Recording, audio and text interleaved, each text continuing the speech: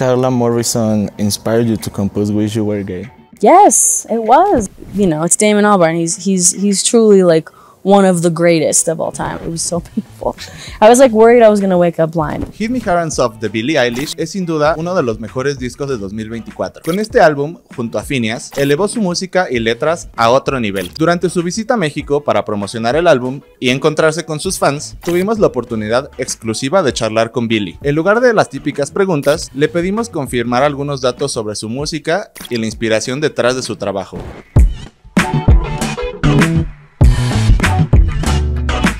Hi Billie, how are you? I'm very good. How are you? I'm very excited to talk with you. I was researching some interesting facts about you, your music, and some things that have inspired you.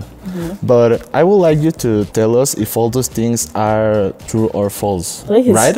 Are you ready? Yeah, I'm ready. Do it. You describe the photo shoot of the cover of Hit Me Hard and Soft as one of the most painful experiences of your life. Is it true or false? That is very true. I was underwater up and down for like 6 hours straight with my eyes open and upside down. So I was like getting water all up in my nose, and it was in the moment painful, but not that bad. And then it was more when I drove home and I couldn't see anything. I had to have my mom drive me home, and I got home and every light had a giant glowing orb around it, and I couldn't really see anything because I had like chemicals in my eyes.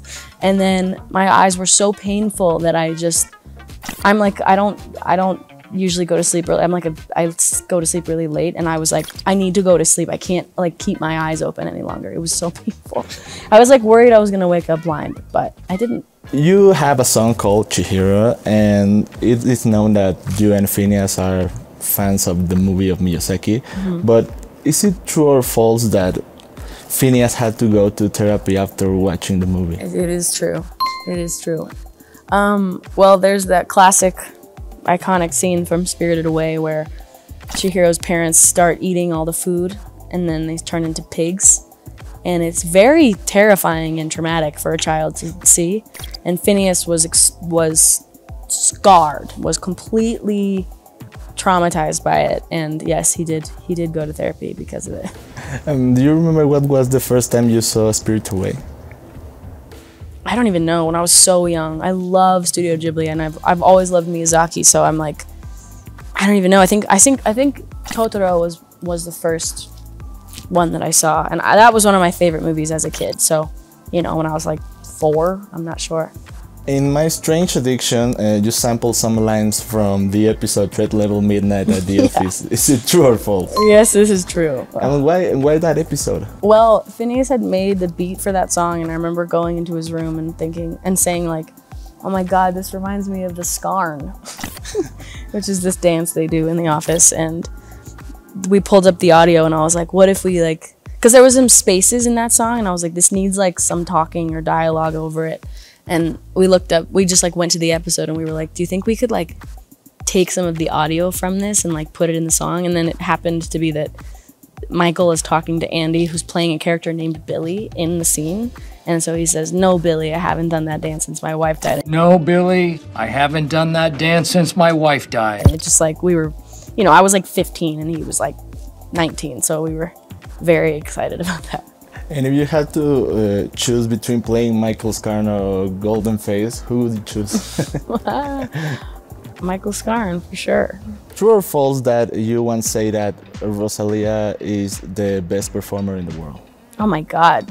I've definitely said that multiple times. She's amazing. It's just like transformative. When she's on stage, it's like nothing else exists. She's insane. And after your collaboration for Euphoria, have you talked about doing something together again? I would love to. We haven't worked together since then, but she's such a talent, and she's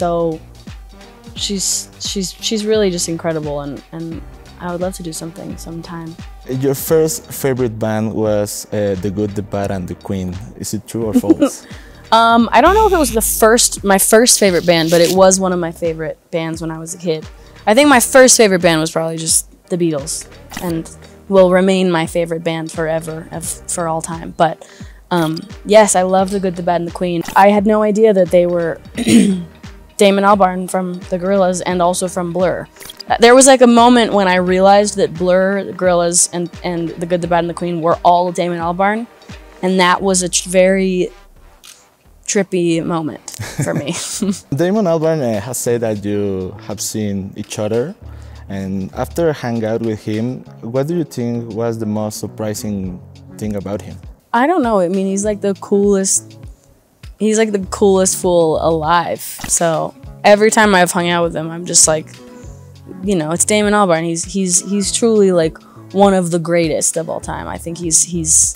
I mean, I don't know. There's few in the world that do what he does, and honestly, he's the only one that does what he does. But he's really amazing, and he's I mean, literally all I can say is he's like the coolest guy in the world. Is it true that Carla Morrison inspired you to compose Wish You Were Gay?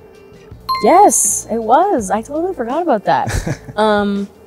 Yeah, I learned Eres Tú, which I love so much, and that was a song that I used to sing all the time.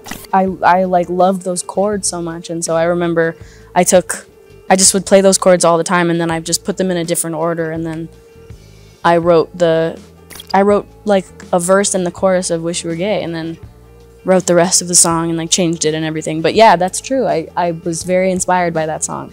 And do you remember what was your first approach to her music, or how did you find her?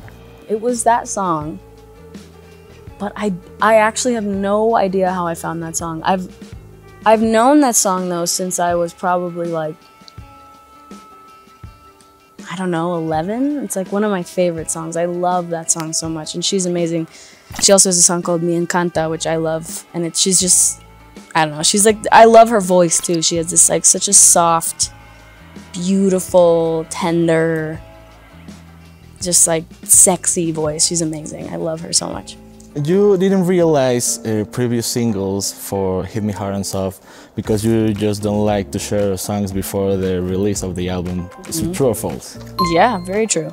It can be great, it can totally work, but there was something about Hit Me Hard and Soft that I just felt like it didn't make sense to have something come out first. I really wanted I wanted the listener to be able to play the whole album front to back and hear every single song and have them all be brand new, and I just wanted the whole context of the album. I thought they speak for themselves, but they need to have each other to me. Like I just didn't want anything to be like left stranded on its own. I really wanted it all to be like one piece. So yeah. True or false that your parents decided that you and Finneas would take classes at your home to give you the freedom to do what you were passionate about? Kind of true. It was more just that my parents, our parents were just like very supportive of us, and we were homeschooled, and their kind of philosophy in parenting was just like supporting our interests and at whatever level that they were capable of doing. And you know, if we were suddenly really into piano, you know, learning how to play piano, and if we were really into dance, it was like finding a way to get into a dance class or something. Like it was just, they really didn't ever kind of, you know, poo-poo our interests at all, which was really, really nice, and let us be ourselves and have the interests that we had. And then you know, when you try so many things out, then you find the things that really you feel passionately about, and that was really nice to have that freedom, and like not a lot of people have that. It was really amazing. With so many changes in the music industry, tours with holograms, artificial intelligence, and new distribution models that evolve from time to time and so on, how did you imagine or visualize the future of music? I really have no idea what it's going to be like. I think, personally, even with all of the, you know, AI stuff and the, you know, whatever else it is, it's like, those are great tools, but I think that, you know, art made by people is just like never going to go away. I really don't think it is, and I think that real